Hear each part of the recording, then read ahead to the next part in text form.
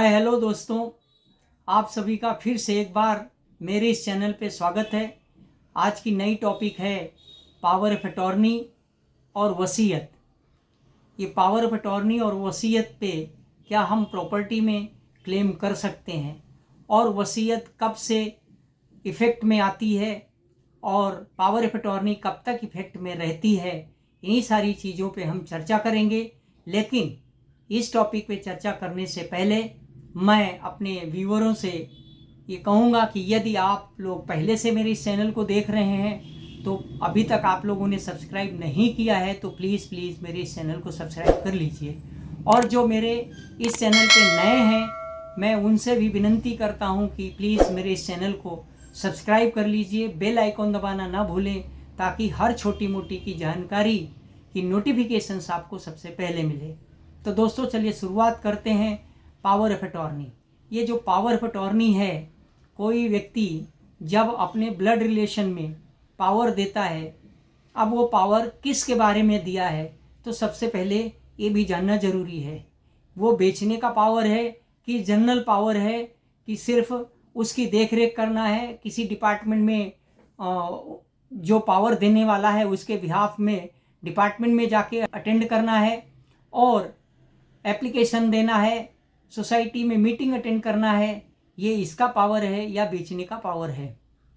यदि वो पावर बेचने का है तो अब वो कब एक्टिव हो सकता है।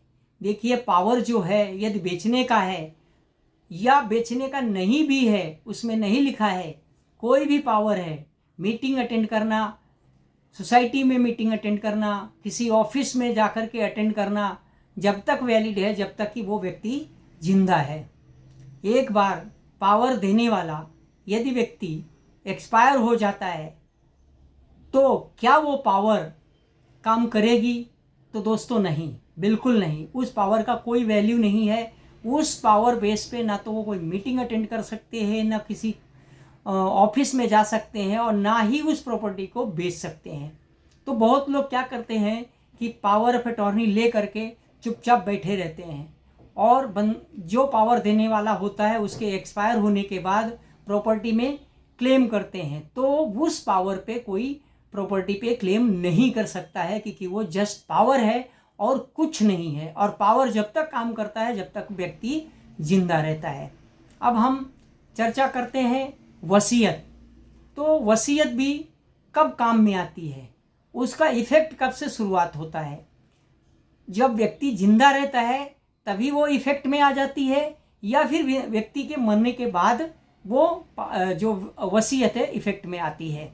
तो दोस्तों देखिए, ये जो वसीयत है, वसीयत जो बंदा वसीयत देता है वो जब तक जिंदा है वो वसीयत कोई काम की नहीं है। आपके पास वो एक डॉक्यूमेंट है और जब वो बंदा एक्सपायर हो जाएगा तो वो वसीयत जो है उसको हम इफेक्ट में यूज में ला सकते, तभी वो लागू होती है। लेकिन उसमें भी ऐसा है कि वो वसीयत जो वसीयत देने वाला बंदा है वो फोर्सिबली वसीयत दे रहा है या अपने इच्छा से दे रहा है, ये भी मायने रखता है।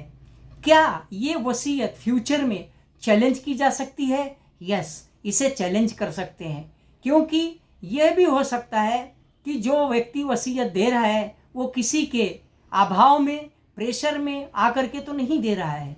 उसके कितने लीगल हायर्स थे, वो सारी चीज़ें मायने रखती हैं। तो ये जो वसीयत है वो मरने के बाद इफेक्ट में आती है और जो पावर है वो जिंदा रहने में इफेक्ट में आती है। मरने के बाद वो पावर का कोई वैल्यू नहीं होता है। उसी तरह से जो वसीयत है वो जिंदा रहने में उसका कोई इफेक्ट नहीं है जब तक वो बंदा जिंदा है, और वो मरने के बाद इफेक्ट में आती है। फिर भी उसे चैलेंज किया जा सकता है। दोस्तों, ये मेरा वीडियो आपको कैसा लगा इस पे कमेंट्स करके कमेंट्स ज़रूर लिखिए और आपकी राय बरोबर बताइए।